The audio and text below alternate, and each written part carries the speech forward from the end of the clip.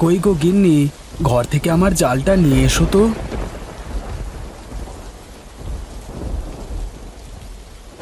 হ্যাঁ গো, এত বৃষ্টি নেমেছে, এর মধ্যে তুমি তুমি জাল নিয়ে নদীতে মাছ ধরতে যেতে পারবে? ও নিয়ে তুমি কোনো চিন্তা করো না গো। আমার অভ্যেস আছে, এই বৃষ্টির মধ্যে মাছ ধরে আমি একেবারে বাজারে বিক্রি করে তারপর বাড়ি ফিরবো। হ্যাঁ গো, এই বৃষ্টির সময় কেউ বাজারে আসবে? বলো কি গো, এই ইলিশ মাছের টানে কত মানুষ যে বাজারে আসে তা তুমি কল্পনাই করতে পারবে না। ঠিক আছে গো, মানুষকে ভালো মাছ খাওয়াতে পারলেই তার থেকে আনন্দ আর কিছু নেই। ঠিক বলেছ গিন্নি। আচ্ছা তুমি থাকো, আমি বরং নদীতে গেলাম। আচ্ছা, এসো।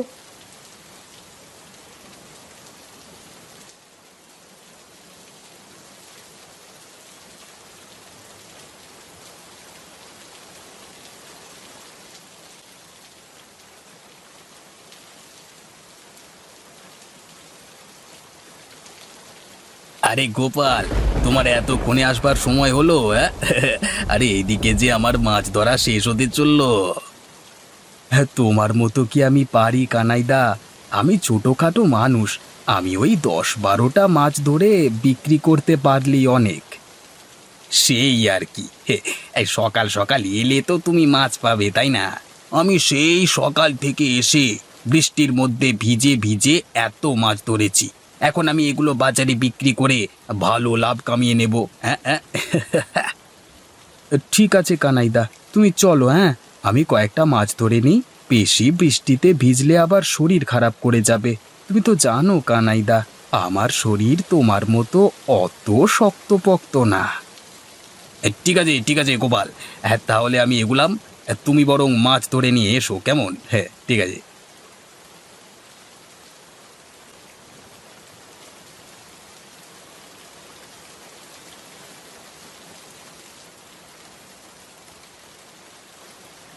ব্যাস, আজকে বরং এই থাক। বেশি লোভ করলে নদীমাতা খুব দুঃখ পাবেন।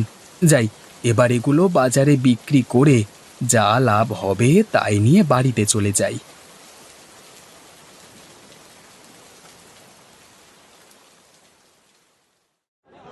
নিয়ে যান নিয়ে যান, সদ্য ধরে আনা টাটকা মাছগুলো নিয়ে যান। কম দামে ভালো জিনিস খেতে হলে আমার কাছ থেকে নিয়ে যান। আসুন আসুন, দেরি করবেন না। আরে গোপাল ভাই, তুমি এইমাত্র এখানে এসে বসলে, আমার যেদিকে সব বিক্রি হয়ে যেতে বসলো গো। আরে কানাইদা, তোমার মতো কি এত অভিজ্ঞতা আমার আছে? আমি ছোটখাটো মানুষ, তোমার মতো ব্যবসা কি আমি শিখেছি? আমি এখানে সারাদিন বসে দেখি, যদি 2-1 জন খরিদ্দার আসে তাহলে তো আমার পক্ষে খুব ভালোই হয়। হ্যাঁ ঠিক ধরেছ, তুমি এখানে বসে বসে অপেক্ষা করো, দেখো খরিদ্দার আসে কি না। আরে গোপালদা, টাটকা মাছ কত করে দিচ্ছ গো? তুমি কতটা নেবে? ওই একটা বড় আর একটা মাঝারি দেখে ওজন করো না।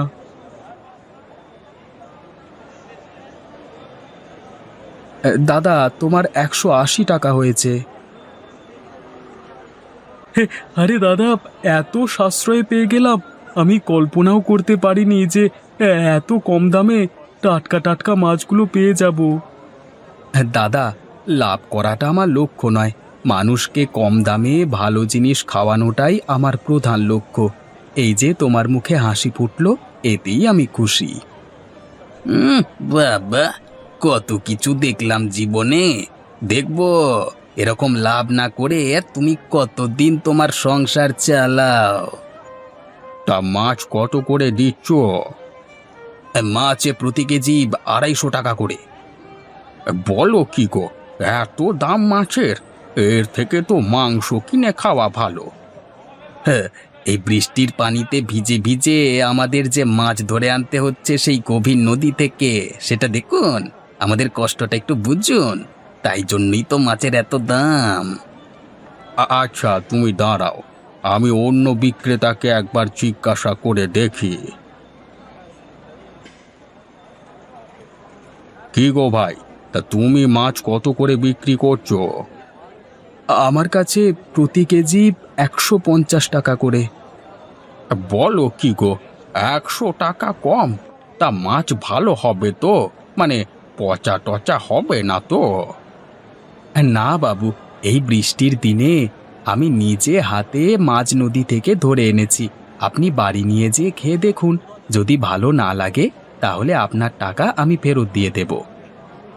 বেশ বেশ, তাহলে আমাকে 1 কেজি দিয়ে দাও দেখি।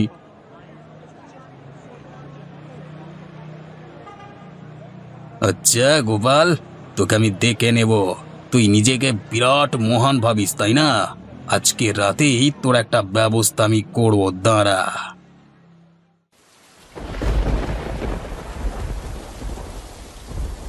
কি গো, আজকে ব্যবসা কেমন হলো তোমার? ব্যবসা আমার ভালোই হয়, যতক্ষণ না ওই বেটা গোপাল তার মাছ নিয়ে বাজারে বসে। আমি জানি ওই গোপাল একটু বেশি মাতব্বরি করে, লোককে কম দামে মাছ বিক্রি করে নিজেকে মহান জাহির করতে চায়। তুমি কিছু করতে পারো না ওকে? সেটাই চিন্তা করছি, ওকে হাতে না মেরে পাতে মারবার ব্যবস্থা করতে হবে, তবেই ওই বেটা জব্দ হবে। তোমার মাথায় কি কোনো পরিকল্পনা আছে? হ্যাঁ আছে। পরিকল্পনাটা কিন্তু দারুণ কষেছো। তাহলে কবে কাজটা করবে? কাজটা আজকে রাতেই শেষ করতে হবে। রাতের অন্ধকার ছাড়া এ কাজ করা সম্ভব নয়। কিন্তু এই রাতের বেলায় বৃষ্টির মধ্যে ভিজে ভিজে তুমি যাবে? আরে বৃষ্টিতে ভিজবো কেন? মাথায় ছাতা দিয়ে যাব, আর মাত্র তো কয়েক মিনিটের কাজ। যাব, কাজটা করে আবার বাড়িতে চলে আসব। তাহলে আর দেরি করে লাভ নেই, যত তাড়াতাড়ি কাজটা শেষ করবে ততই মঙ্গল। বেশ, তবে তুমি বসো গিন্নি, আমি তাড়াতাড়ি কাজটা শেষ করে বাড়ি চলে আসি, কেমন?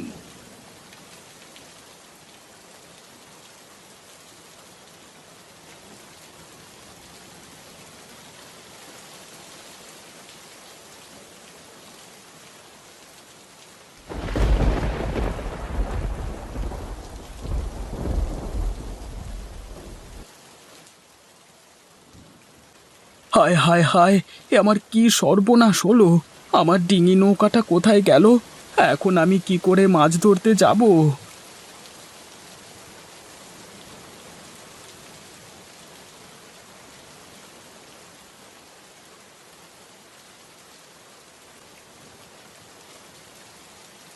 এ কি, কি হলো? তুমি এই সময় চলে এলে যে? আর বলো না গো গিন্নি, আমাদের সর্বনাশ হয়ে গেছে। আমরা এবার না খেতে পেয়ে মারা যাব গো গিন্নি। কেন, কি হলো? তোমার কি শরীর খারাপ করছে নাকি? গিন্নি, আমাদের ডিঙি নৌকাটা নদীর জলে ভেসে কোথায় যেন চলে গেছে। বলো কি গো, কিন্তু কিভাবে ঘটলো এই ঘটনা? জানি না গিন্নি, সেটাই তো বুঝতে পারছি না। কিন্তু তুমি কি কালকে ফেরবার সময় ভালো করে ডিঙি নৌকাটা বেঁধে আসোনি? হ্যাঁ এসেছিলাম তো, আমার স্পষ্ট মনে আছে। আমি খুব ভালো করে প্রত্যেকবারের মতোই নৌকাটা বেঁধে এসেছিলাম। বুঝতে পারছি।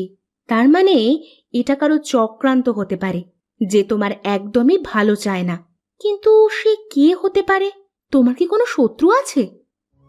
আমি তো মানুষকে সারা জীবন সাহায্য করে এসেছি, কম দামে মাছ বিক্রি করে। আমার শত্রু আবার কে হতে পারে বলো তো? তুমি তো মানুষকে সাহায্য করে আসো, কিন্তু তোমার এই সাহায্য অন্যান্য ব্যবসায়ীরা নিশ্চয়ই ভালো চোখে দেখে না। তারাই হয়তো এ কাজ করতে পারে। তাহলে কি কানাই দাদা? হতে পারে, বুঝলে। কানাই দাদার হাবভাব দেখলেই মনে হয় সে তোমাকে কোনো মতেই সহ্য করতে পারে না, সব সময় তোমাকে ছোট করে। কিন্তু কানাই দাদা আমার সাথে এরকমটা করবে কেন? বুঝতে পারলে না? তোমাকে ভাতে মারবার জন্য। সামনাসামনি তো তোমার ক্ষতি করতে পারছে না, তাই তোমাকে ভাতে মারতে চায়, যাতে তুমি ব্যবসা করে টাকা উপার্জন করতে না পারো। কিন্তু আর কি করবার? কানাইদাকে তো সবকিছু বললে ও নিশ্চয়ই অস্বীকার করবে। আমাদের হাতে তো কোনো প্রমাণ নেই, তাই মুখ বুজে সবকিছু সহ্য করে যেতে হবে। তুমি দুঃখ পেও না গো, তুমি যেমন মানুষকে সাহায্য করো, দেখবে ভগবান একদিন নিশ্চয়ই তোমাকেও সাহায্য করবে।